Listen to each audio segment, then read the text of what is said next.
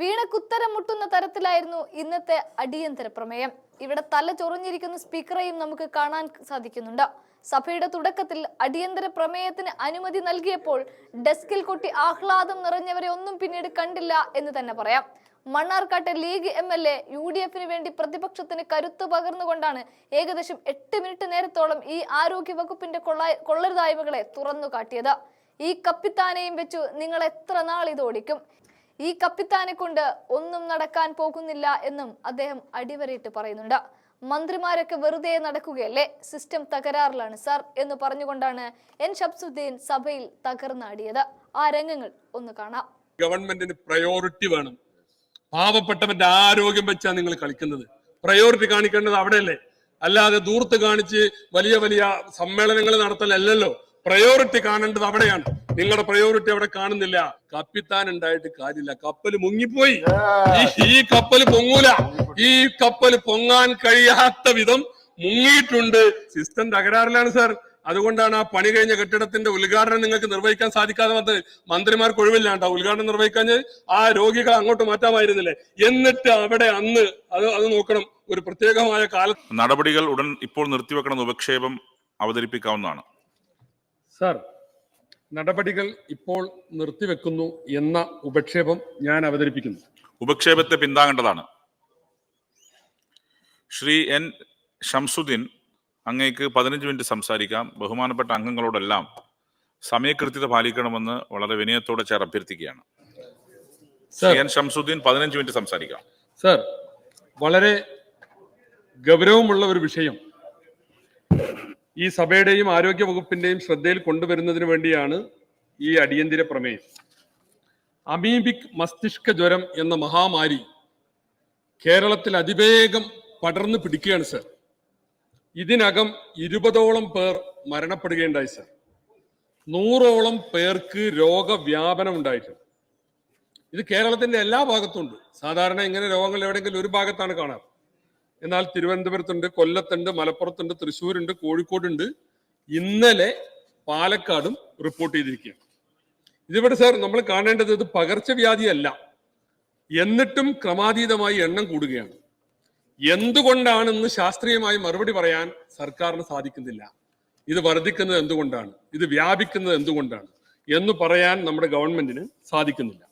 American agency ആയിട്ടുള്ള centre for disease control and prevention എന്ന ഒരു സംഘടന നടത്തിയിട്ടുള്ള ഒരു പഠനത്തിൽ പറയുന്നത് അമീബയുള്ള കുളത്തിൽ കുളിക്കുന്ന 26 ലക്ഷം പേരിൽ ഒരാൾക്ക് മാത്രമാണ് അണുബാധ സാധ്യതയുള്ളത്. അപ്പൊ അത്രയേറെ അപൂർവമായിട്ടുള്ളൊരു രോഗമാണിത്. പക്ഷെ കേരളത്തിൽ ഇത് പടർന്നു പിടിക്കുകയാണ്. ഇവിടെ ആരോഗ്യ വകുപ്പ് ഇരുട്ടിൽ തപ്പുകയാണ്. എങ്ങനെ പ്രതിരോധിക്കണമെന്ന കാര്യത്തിൽ ആരോഗ്യ വകുപ്പിന് യാതൊരുവിധ വ്യക്തതയുമില്ല. ജനങ്ങൾ ആശങ്കയിലാണ് സർ. ഏറ്റവും കൂടുതൽ കേസുകൾ കേരളത്തിലാണ്. എന്നാൽ സർക്കാർ പറയുന്നത് ഇവിടെ മരണനിരക്ക് വളരെ കുറവാണെന്ന്. അത് പറഞ്ഞു നിൽക്കുകയാണ്. മരണനിരക്ക് കുറവാണെന്ന് പറഞ്ഞ് നിൽക്കുകയാണ് സർ. മരണനിരക്ക് പൂഴ്ത്തിവെച്ച സർക്കാർ എന്നൊരു ആക്ഷേപമുണ്ട് സർ.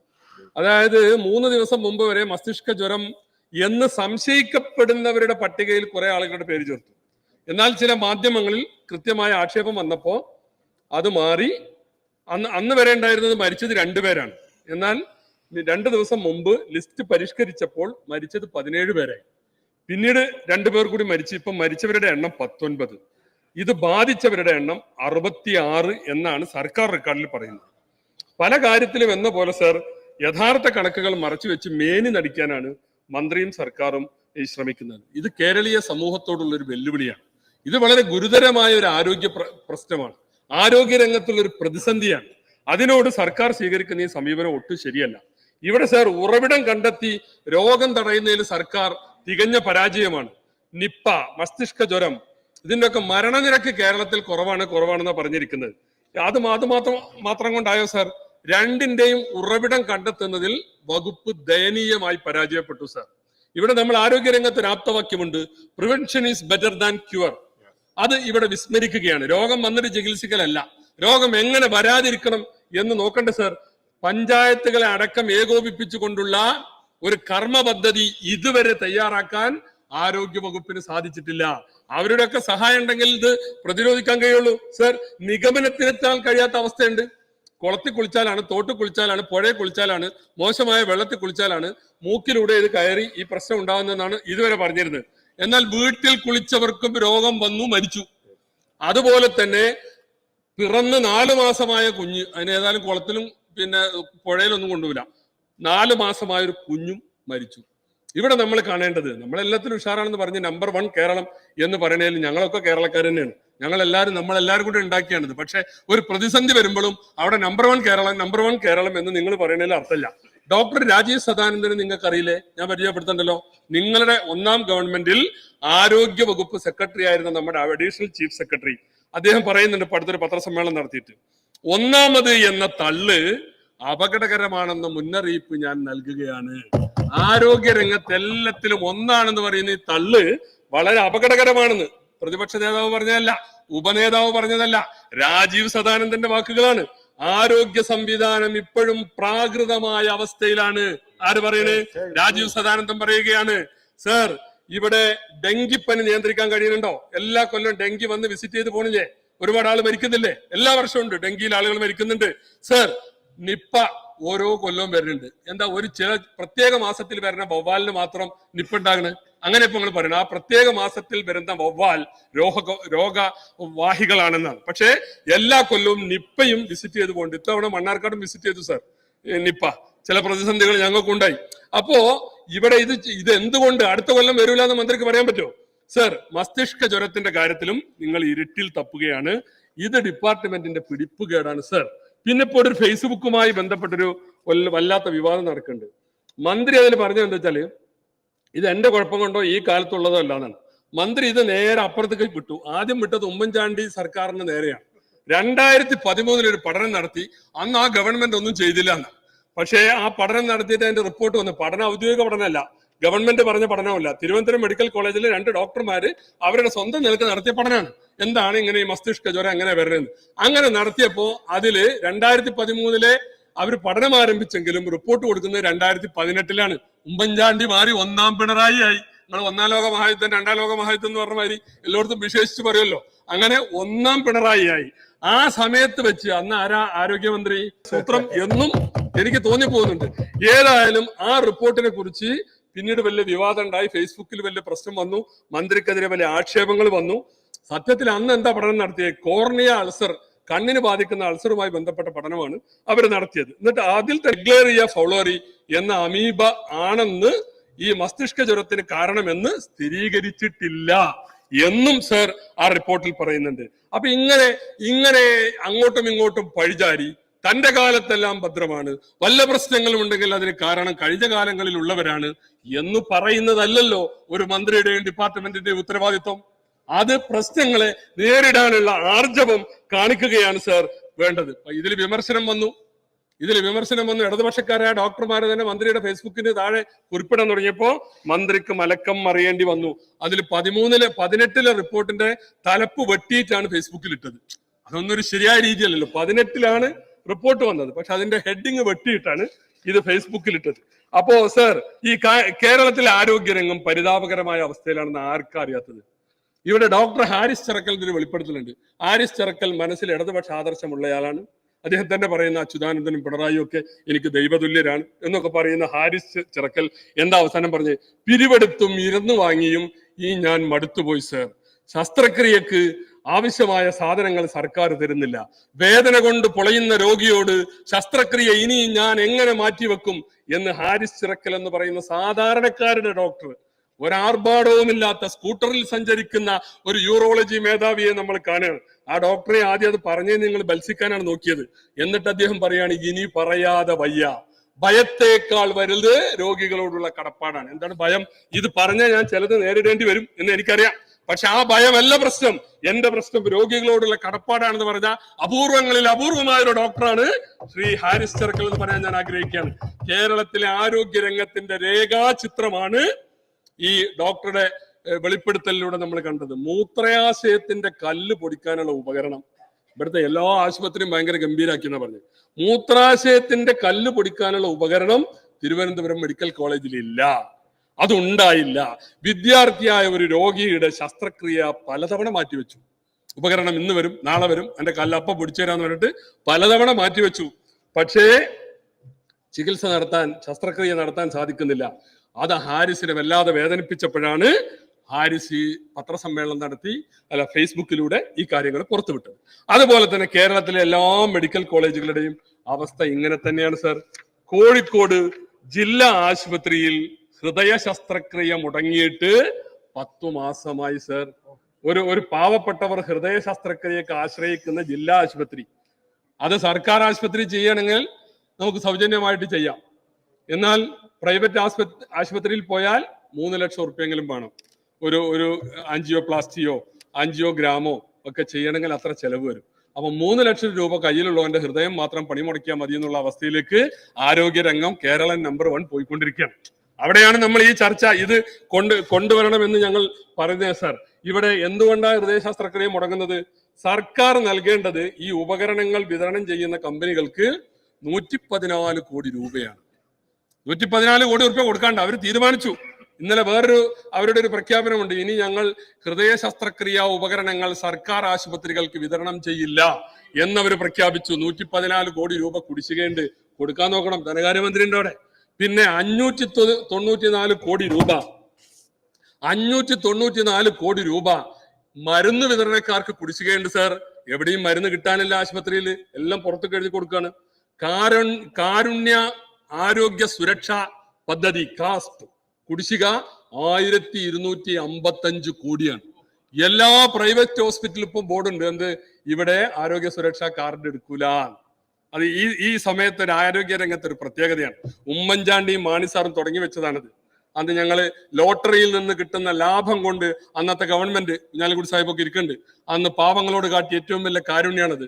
ഏത് ശസ്ത്രക്രിയയും ആ വഴിയിലൂടെ ചെയ്യാമായിരുന്നു. അത് മുടങ്ങിപ്പോയി. കാരുണ്യ ആരോഗ്യ സുരക്ഷാ പദ്ധതി ഇല്ല. ഹൃദ്യം മുടങ്ങി, 10 കോടി കൊടുക്കാനുണ്ട്.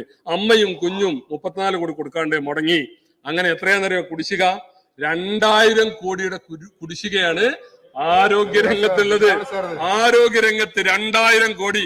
ഇതിവിടെ എപ്പോഴും ഞങ്ങളുടെ പ്രതിപക്ഷ നേതാവ് പറയാറുണ്ട്, ഗവൺമെന്റിന് പ്രയോറിറ്റി വേണം. പാവപ്പെട്ടവന്റെ ആരോഗ്യം വെച്ചാണ് നിങ്ങൾ കളിക്കുന്നത്. പ്രയോറിറ്റി കാണിക്കേണ്ടത് അവിടെയല്ലേ, അല്ലാതെ ദൂർത്ത് കാണിച്ച് വലിയ വലിയ സമ്മേളനങ്ങൾ നടത്തലല്ലോ. പ്രയോറിറ്റി കാണേണ്ടത് അവിടെയാണ്. നിങ്ങളുടെ പ്രയോറിറ്റി അവിടെ കാണുന്നില്ല. ആരോഗ്യ രംഗം ഒന്ന് നിവർന്നു നിൽക്കാൻ കഴിയാത്ത വിധം തകർന്നു വീണിരിക്കുന്നു എന്നതാണ് സർ ഇന്ന് കേരളത്തിലെ അവസ്ഥ. ബഹുമാനപ്പെട്ട മന്ത്രിയെ ഞങ്ങൾ ഒന്ന് ഓർമ്മപ്പെടുത്തുകയാണ്, കപ്പിത്താൻ ഉണ്ടായിട്ട് കാര്യമില്ല, കപ്പൽ മുങ്ങിപ്പോയി. ഈ കപ്പൽ പൊങ്ങൂല. ഈ കപ്പൽ പൊങ്ങാൻ കഴിയാത്ത വിധം മുങ്ങിയിട്ടുണ്ട് എന്നുള്ളതാണ് സർ ഇതിൽ കാണുന്നത്. ഇതേ സമയത്താണ് ഈ ആരിസ് ചെറക്കലിന്റെ വർത്താനം പറയുന്നത്. അതേ സമയത്താണ് കോട്ടയം മെഡിക്കൽ കോളേജിൽ ഒരു കെട്ടിടം പൊളിഞ്ഞു വീണത്. കെട്ടിടം പഴയ കെട്ടിടത്തിൽ ആളുകൾക്ക് ഉപയോഗിക്കാൻ കൊടുത്തു. പണി കഴിഞ്ഞ കെട്ടിടം അപ്പുറത്തുണ്ട്. System തകരാറിലാണ് sir. അതുകൊണ്ടാണ് ആ പണി കഴിഞ്ഞ കെട്ടിടത്തിന്റെ ഉദ്ഘാടനം നിങ്ങൾക്ക് നിർവഹിക്കാൻ സാധിക്കാതെ വന്നത്. മന്ത്രിമാർക്ക് ഒഴിവില്ലാണ്ട ഉദ്ഘാടനം നിർവഹിക്കാൻ ആ രോഗികളെ അങ്ങോട്ട് മാറ്റാമായിരുന്നില്ലേ? എന്നിട്ട് അവിടെ അന്ന് അത് നോക്കണം, ഒരു പ്രത്യേകമായ കാലത്തിന്റെ പണിയാണ്. ആ സമയത്ത് നിങ്ങളുടെ സാന്നിധ്യം അവിടെ ഉണ്ടാകണം. കോട്ടയം മെഡിക്കൽ കോളേജിൽ മറ്റൊരു മന്ത്രിയും കൂടി ഉണ്ട്. നിങ്ങൾ എന്ത് പ്രഖ്യാപിച്ചു? വീണേന്റെ ചോട്ടിൽ ഒറ്റ ആളില്ല എന്ന് പറഞ്ഞു. അവിടെ ആരുമില്ല എന്ന് പറഞ്ഞു. ഒരു പാവപ്പെട്ട രോഗി ആ ബിന്ദു അവിടുത്തെ വാഷ്റൂമിൽ പോയി അതിൽ ശ്വാസം കിട്ടാതെ മണിക്കൂറുകളോടെ നിന്നു. നിങ്ങളോട് ആരാ പറഞ്ഞത് അതിന് ആളില്ല നിങ്ങൾ പ്രഖ്യാപിക്കാൻ? നിങ്ങൾ ആശ്വാസം കിട്ടാൻ വേണ്ടി ചാനലുകാരുടെ മുമ്പിൽ പറഞ്ഞു ആ പൊളിഞ്ഞു വീണ ബിൽഡിങ്ങിൽ ആരുമില്ല എന്ന്. അതുകൊണ്ട് അങ്ങോട്ട് നോക്കിയില്ല, രക്ഷാപ്രവർത്തനം ഉണ്ടായില്ല. 8 മണിക്കൂർ ശ്വാസം കിട്ടാതെ ആ പാവപ്പെട്ട രോഗി മരിച്ചതിന് ഉത്തരം പറയേണ്ടത് ഈ ഗവൺമെന്റ് മന്ത്രിമാരുമാണെന്ന് ഞങ്ങൾക്ക് പറയേണ്ടി വരും സാർ. അതൊക്കെയാണ് നമ്മുടെ ആരോഗ്യ രംഗത്തെ സ്ഥിതി സാർ. അങ്ങനെ അവിടെ ആ വലിയ വീഴ്ച നമ്മൾ കാണുകയാണ് സർ. ലോകത്തില് ആരോഗ്യ രംഗത്ത് ഏറ്റവും മുമ്പിൽ നിൽക്കുന്ന സംസ്ഥാനമായിരുന്നു കേരളം, അതിൽ തർക്കമില്ല. ആയിരുന്നു കേരളം. അതെല്ലാരും കൂടി ഉണ്ടാക്കിയതാണ്, വെറുതെ അവിടെ വെച്ചിട്ടൊന്നും കാര്യമില്ല. അതിലെല്ലാവരുടെയും പങ്കുണ്ട്. ഇന്നലെ അവിടുന്ന് ബഹുമാനപ്പെട്ട മുഖ്യമന്ത്രി പറഞ്ഞില്ലേ ഏറ്റവും കൂടുതൽ കാലം ഭരിച്ച നിങ്ങളാണെന്ന്, UDF ആണെന്ന്. അതെ, അപ്പൊ അങ്ങനെ നിങ്ങളും ഭരിച്ചിട്ടുണ്ട് ഇല്ല എന്ന് ഞാൻ പറയില്ല. അങ്ങനെയാണ് നമ്മൾ കേരളത്തിലെ ആരോഗ്യരംഗം അന്തർദേശീയ തലത്തിൽ നമുക്ക് വലിയ അംഗീകാരം ഉണ്ടാക്കി തന്നതാണ്. എന്നാൽ ഇന്നത്തെ സ്ഥിതി എന്താണ്? പാടെ തകർന്നു പോയി. ഏറ്റവും മോശപ്പെട്ട ഒരു വകുപ്പായി ആരോഗ്യ വകുപ്പ് മാറുകയാണ് സർ. ഇവിടെ മരുന്നില്ലാത്ത ആശുപത്രികൾ, ഡോക്ടർമാരില്ലാത്ത ആശുപത്രികൾ, ചികിത്സയില്ലാത്ത ആശുപത്രികൾ, പകർച്ചവ്യാധികൾ പടർന്നു പിടിക്കുന്ന ഒരു സംസ്ഥാനം. ഈ സർക്കാർ വന്നിട്ട് പകർച്ചവ്യാധിയിൽ മാത്രം മരണപ്പെട്ടത് 1411 പേരാണെന്ന് ഈ രണ്ടാം പിണറായി സർക്കാർ വന്നിട്ട് പകർച്ചവ്യാധിയിൽ മരണപ്പെട്ടവരുടെ എണ്ണം 1411. ബഹുമാനപ്പെട്ട മന്ത്രിയുടെ തന്നെ മന്ത്രി ഒരു ചോദ്യത്തിനുള്ള ഉത്തരത്തിൽ പറഞ്ഞിട്ടുള്ളതാണ്. സർ, ഇതാണ് നമ്മുടെ സ്ഥിതി. പിന്നെ ഇവിടെ ഇന്ന് അടിയന്തര പ്രമേയം ചർച്ചക്കെടുത്തു എന്ന് പറഞ്ഞപ്പോ അവിടെ വമ്പിച്ച കയ്യടി. എവിടെയാ നിങ്ങൾ നിൽക്കുന്നത്? അടിയന്തര പ്രമേയം ചർച്ചക്കെടുത്ത് ഞങ്ങളുടെ മിടുക്കാണെന്ന് എന്താ സംശയം? ജനകീയ പ്രശ്നങ്ങൾ ഉന്നയിക്കാനുള്ളതാണ് ഈ സഭ. നിങ്ങൾ കുറെ ആളുകൾ സംസാരിക്കും, മണിക്കൂർ നിങ്ങൾക്ക് കൂടുതൽ കിട്ടിയാൽ സമ്മതിച്ച്, അതുകൊണ്ടൊന്നും ഇതിനെ പ്രതിരോധിക്കാൻ കഴിയോ? ഈ നാട്ടിലെ പാവപ്പെട്ടവന്റെ ദയനീയ അവസ്ഥയെ നിങ്ങൾ എത്ര ആൾ അതരമായാമെന്ന് നടത്തിയാലും അതിനെ പ്രതിരോധിക്കാൻ നിങ്ങൾക്ക് സാധിക്കുകയില്ല. ഇത് ഇവിടുത്തെ പ്രതിപക്ഷത്തിന്റെ കരുത്താണ് പ്രകടിപ്പിക്കുന്നത്. മറ്റത് അടിയന്തര പ്രമേയം എടുത്താല് ഞങ്ങളൊന്ന് അവതരിപ്പിച്ച് ഞങ്ങളെ പ്രതിപക്ഷ നേതാക്കന്മാർ നന്നായിട്ട് സംസാരിച്ചു പോയാൽ നിങ്ങൾക്ക് നിങ്ങളുടെ മന്ത്രിമാരിൽ വിശ്വാസമില്ല. സംഗതി എല്ലാം ഭദ്രമാണെങ്കിൽ ഒരു മന്ത്രി മറുപടി അറിഞ്ഞാൽ പോരെ. ഇത് ഈ 2 മണിക്കൂർ എല്ലാരെ കൊണ്ടും ചർച്ച ചെയ്യിക്കുന്നത് നിങ്ങൾക്കതിൽ വിശ്വാസമില്ലാഞ്ഞിട്ടാണ്. പിന്നെ ഞങ്ങളുടെ ആവശ്യം തന്നെ എന്താ? സഭ നിർത്തി വെച്ച് ചർച്ച ചെയ്യണ്ട. അപ്പൊ ഞങ്ങളുടെ ആവശ്യം അംഗീകരിക്കുമ്പോൾ ഞങ്ങളാ കൈയടിക്കണ്ടേ? അല്ലാതെ നിങ്ങൾ ഇതിൽ കൈയടിച്ചിട്ട് അങ്ങനെ എന്തോ നേടി എന്ന് വരുത്താൻ ശ്രമിക്കുന്നത് ശരിയല്ല സാർ എന്നിവിടെ സൂചിപ്പിക്കുകയാണ്. പിന്നെ സാർ, ഇങ്ങനെ ഈ സർക്കാർ ആശുപത്രികളിൽ ഇങ്ങനെ വെയിറ്റ് ചെയ്യേണ്ടത് വരുന്നത് കൊണ്ട്, ശസ്ത്രക്രിയകൾക്കും മറ്റും കാത്തു നിൽക്കേണ്ടി വരുന്നത് കൊണ്ട് ഇവിടെ സ്വകാര്യ മേഖലയെ ആരാ സഹായിക്കുന്നത്? നിങ്ങളുടെ ഈ സമീപനം കൊണ്ട് സഹായം കിട്ടുന്നത് സ്വകാര്യ മേഖലക്കാണ്. ഞങ്ങൾ ഈ അടിയന്തര പ്രമേയം കൊണ്ടുവന്നത് ഇവിടെ തകർന്ന തരിപ്പണമായ ആരോഗ്യരംഗത്തെ പുനഃസ്ഥാപിക്കാൻ വേണ്ടിയാണ്. അതുകൊണ്ട് ഇതിന് അനുസൃതമായ നടപടികൾ ഉണ്ടാവണം എന്ന് ഞങ്ങൾ സർക്കാരിനോട് അഭ്യർത്ഥിക്കുന്നു.